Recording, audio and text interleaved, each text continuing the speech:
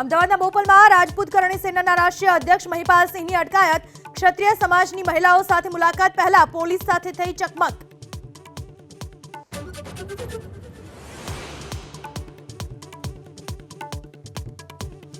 એક વર્ષ પહેલા ભાજપમાં જોડાવા ચૈતર વસાવાએ મારી સાથે બેઠક કરી હોવાનો મનસુખ વસાવાનો દાવો.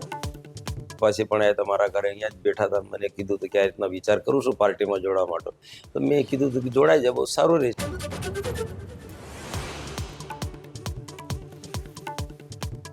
બનાસકાંઠામાં કોંગ્રેસને મોટો ઝટકો. રાજીનામું આપનાર ડીડી રાજપૂત સહિત યુથ કોંગ્રેસના પ્રમુખના કેસરિયા. મુખ્યમંત્રીની ઉપસ્થિતિમાં તમામ જોડાયા ભાજપમાં.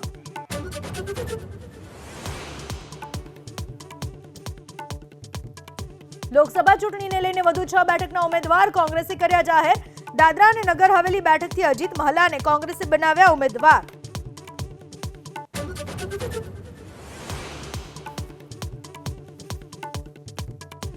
રાજસ્થાનના જયપુરથી કોંગ્રેસના દિગ્ગજોનો ચૂંટણી પ્રચારના મેદાનમાં.